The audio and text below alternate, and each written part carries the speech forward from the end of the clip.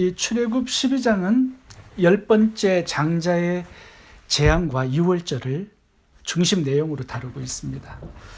어린 양의 피가 없는 자는 10번째 장자의 재앙에 죽임을 당하고, 어린 양의 피가 있으면 이제 유월절로 넘어간 그런 축복을 맞이하게 되는 것입니다. 이 10번째 재앙은 다른 9가지 재앙과 다른 점이 하나 있습니다. 그게 뭐냐 하면 모세를 통하지 않고 하나님께서 직접 심판을 하시러 내려오십니다. 그래서 10번째 재앙을 보시면 주어가 다 하나님으로 나옵니다. 내가 그 밤에 애굽 땅에 두루 다니며 사람과 짐승을 물어나고 애굽 나라 가운데 처음 난 것을 다 치고 애굽의 모든 신에게 벌을 내리리라. 나는 여호와로라. 13절도 내가 애굽 땅을 칠 때에 하나님께서 주어로 직접 10번째 재앙을 집행을 하시는 겁니다. 만약에 하나님께서 이 10번째 재앙을 모세에게 맡겼다면 어떻게 되었을까요? 모세가 어떻게 장자를 알아낼 수 있겠습니까? 엄청나게 많은 몇백만 가구의 집들을 다 돌아다닐 수도 없었겠죠. 가축에 처음 난 거 어떻게 알 수 있겠습니까? 이거는 모세가 감당할 수 있는, 사람이 감당할 수 있는 심판은 아니죠. 그래서 하나님께서 직접 이것을 집행하신 것입니다. 이 재앙을 집행하시는데 몇 분도 걸리지 않았습니다. 우리가 이스라엘과 아수르의 전쟁 보시면 하나님께서 천사 하나를 보내서 아수르 군대 18만 5천 명을 그냥 한 번에 처리하시는 것을 보았죠.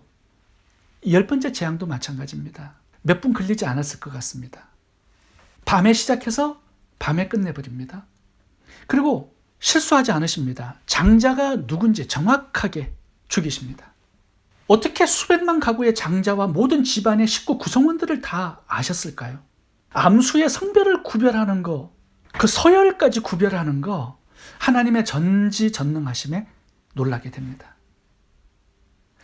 이 10번째 재앙이 실수 없이 정확하게 집행된 것에서 하나님께서 내가 나를 아는 것보다 나를 더욱더 잘 아시고, 이 세상에서 신자나 불신자를 막나라고 하나님의 눈밖에 벗어나 있는 사람은 단 한 명도 없다라는 사실을 보게 됩니다. 심지어 덜판의 짐승들이나 우리 안의 가축까지도 다 하나님의 아신 바 됩니다. 날아가는 참새들까지 아시고, 참새 한 마리가 땅에 떨어져 죽는 것도 하나님께서 결정하시고 아실 만큼 하나님은 모든 피조물에 관심을 가지고 계시고 그들을 다 알고 계십니다. 애굽의 장자들을 모두 식별해내시고 가축의 장자까지 다 식별해내시는 하나님, 그리고 이스라엘 백성들의 피 묻은 그 집도 다 아시고 보호하신 하나님, 그 하나님께서 왜 나를 모르시겠습니까? 왜 나에게 무관심하시겠습니까? 하나님은 나의 두려움, 나의 고민, 나의 아픔과 상처, 관심을 가지고 계십니다. 오늘 본문에 보시면 출애굽해서 만나가 내릴 때까지 배고플까 봐 무교병을 준비해서 출애굽하도록 하신 것도 볼 수가 있습니다. 또 빈손으로 나가지 않도록 재정을 채워서 나가게 하시죠. 은금 패물들을 가지고.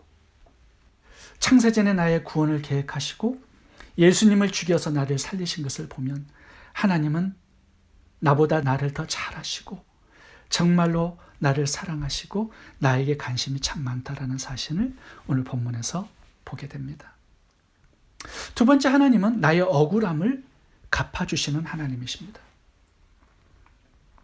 35절에서 36절을 보시면 이스라엘 백성들이 출애굽을 할 때 애굽인들로부터 은금 패물과 보석들을 다 받아서 나오게 하셨습니다. 왜 하나님은 은금 패물을 얻어서 이렇게 빈손으로 떠나지 않게 하셨을까요? 이 은금 패물은요, 구제용이 아닙니다. 정당한 노동의 대가였습니다. 그동안 이스라엘 백성들은 노예 생활을 했기 때문에 품삯을 받지 못했습니다.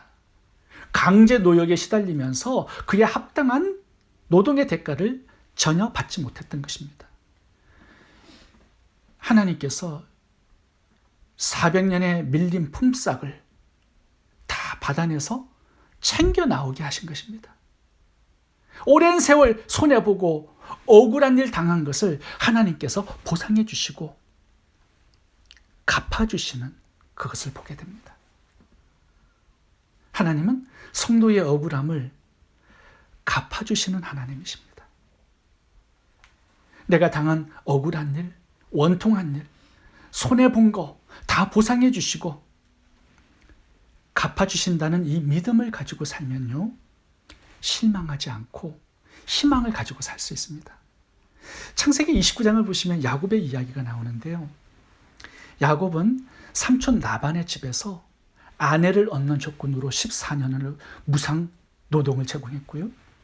전체적으로 20년을 품삯 없이 살았습니다. 이 삼촌 라반이요, 얼마나 지혜로웠던지 10번의 품삯을 번복합니다. 준다고 해놓고 안 주고요.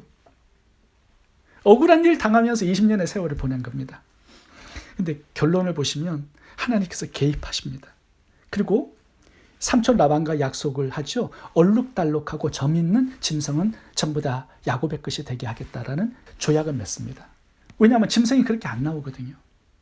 근데 하나님께서 모든 새끼들을 다 점박이 얼룩달룩한 무늬가 있는 그런 새끼들을 낳게 하신 거예요. 그래서 재물의 축복을 야곱에게 몰아주셔서 거부가 되어서 20년 후에 떠나게 하신 것을 볼 수가 있습니다. 하나님은 야곱의 억울함을 다 아시고 보상해 주시고 억울함을 갚아주시는 하나님으로 창세기에 나옵니다.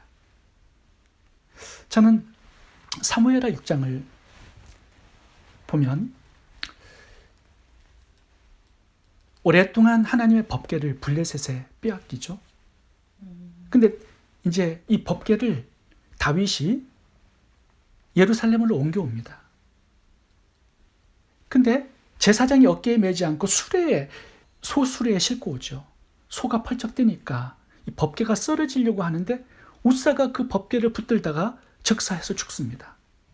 모든 사람들이 그 법궤를 두려워해서 가져가지 않으려고 했을 때 오벳 에돔이 자처해서 그 법궤를 자기 집에 모십니다.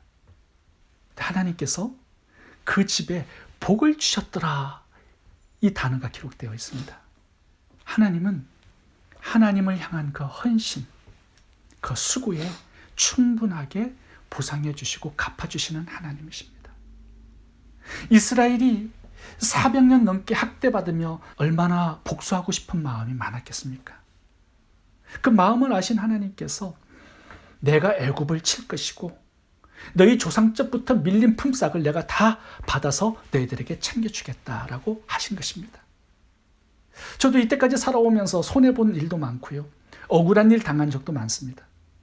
듣지 말아야 할 그런 말들을 함부로 말하는 그런 사람들도 만나게 됩니다. 근데 하나님께 기도하고 그걸 맡겨드리고 억울해도 참고 손해보아도 참고 비난받아도 참으니까요, 하나님께서 위로해 주시고 합당하게 보상해 주시고 갚아주시는 하나님을 경험하게 됩니다. 여러분 중에도 누명도 쓰고 모함도 받고 억울한 일 당하고 그런 분들이 계시죠? 네. 그 아픔 더 이상 부둥잡지 말고요, 하나님께 올려드리시기 바랍니다. 전능하신 하나님께서 충분히 정확히 계산하셔서 갚아주실 것입니다. 왜냐하면 하나님은 갚아주시는, 보상해주시는 하나님이기 때문입니다. 마지막으로 하나 더 살펴보겠습니다. 출애굽의 목적이 나오는데 출애굽의 목적을 바로왕이 말해줍니다. 31절 보겠습니다. 너희 말대로 가서 여호와를 섬기며 너희가 말한 대로 너희 양과 소도 몰아가고 나를 위하여 축복하라. 여기 보시면 모세가요, 바로왕에게 얼마나 멸시를 당했습니까? 근데 보상해 주세요. 축복자로, 바로왕을 축복하는 축복자로 서게 하십니다. 축복은 누가 해줍니까? 높은 사람이 낮은 사람에게 해주는 거죠. 이게 서열이 바뀐 겁니다.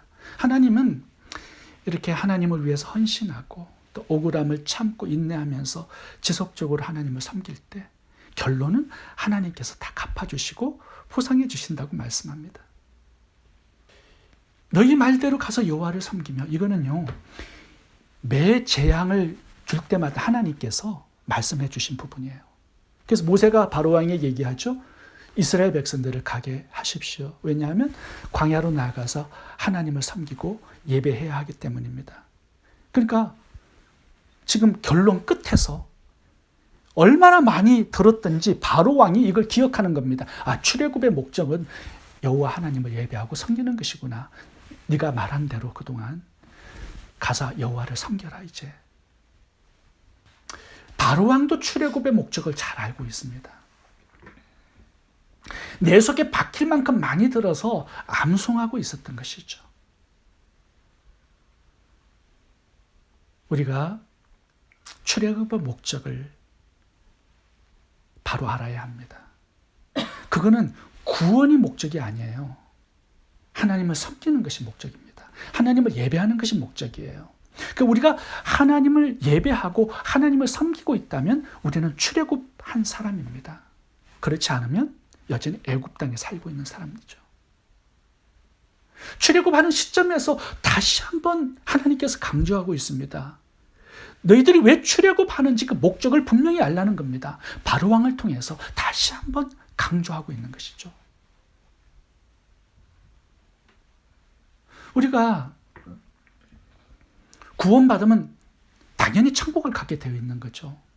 구원의 목적은 천국이 아닙니다. 그거는 당연한 결론이에요. 우리가 구원받은 목적은요, 하나님을 섬기는 것입니다. 그것을 위해서 우리를 구원하신 것입니다. 그걸 분명히 알아야 합니다. 오늘 본문에 보시면 430년 동안의 노예 생활에서 해방받는 것만 해도 너무 땡큐하고 감사한 거죠. 근데 양과 소와 가축을 가지고 나가게 하셨습니다. 왜요? 배고플 때 바베큐 해먹기 위한 것이 아니라 예배용입니다. 먹을 것은 하늘에서 만나를 내려주시죠. 이스라엘 백성들이 은근 폐물도 얻어서 나가게 하셨습니다. 왜 은근 보석을 얻어 나가게 하셨을까요? 앞으로 성막을 짓는데 필요한 재료들이기 때문입니다. 출애굽기 25장부터 성막 건축의 명령이 나옵니다. 그런데 성막 건축을 보면요, 이스라엘 백성들이 애굽에서 가져 나왔던 이 모든 검은 보석들이 다 거기에 들여져요. 우리가 하나님께서 재물의 축복을 주실 때 다 내 것으로 생각을 하면 안 된다는 거죠. 내 마음대로 쓰면 안 된다는 겁니다. 알고 보면 하나님의 어떤 미래의 사역 때문에 미리 주신 것들입니다. 가끔씩 교회가 건축이 있을 때, 또 하나님께서 맡기시는 구제와 선교의 사역이 많을 때 하나님께서 성도들의 직장과 사업에 복을 많이 주시는 것을 보게 됩니다. 하나님의 일과 선교 사역을 위해서 미리 주시는 것이죠. 근데 나를 위해서 부어주신다라고 착각하는 사람들이 많아요. 이스라엘 백성들이 금은 폐물을 가지고 나온 이유는 딱 한 가지입니다. 이스라엘의 회중에 속해 있었기 때문이에요. 우리들이 물질적인 축복을 많이 받았다는 것은 교회 공동체에 속해 있기 때문이고요. 그 교회 공동체를 통해서 하나님께서 하시고자 하는 사역이 있기 때문입니다. 그래서 물질의 축복을 많이 주시는 거예요. 하나님의 사역을 준비하라고. 물질의 축복을 가지고 다 자기 것으로 생각하면 안 됩니다. 내 마음대로 쓰면 안 돼요. 출애굽기 25장에 하나님께서 명령을 하십니다. 너희들이 가진 것을 다 내놓으라고 명령을 하세요. 성전 건축을 위해서. 제가 출애굽기 25장 박스 안에다가 넣어놨는데 읽어보겠습니다. 여호와께서 모세에게 일러 가라사대 이스라엘 자손에게 명하여 내게 예물을 가져오라 하고 무릇 즐거운 마음으로 내는 자에게서 내게 드리는 것을 너희는 받을지니라. 너희가 그들에게 받을 예물은 이러하니 금과 은과 녹과 청색, 자색, 홍색 실과 가는 배실과 염소털과 이게 전부 다 애굽에서 가져 나온 것들입니다. 진짜 축복은요, 재물의 복이 아닙니다. 하나님께서 하시고자 하는 그 사역에 쓰임 받는 것이 진짜 복입니다. 말씀을 마무리하겠습니다. 하나님께서 성막을 지으라고 금은 보석들을 풍성하게 주셨습니다.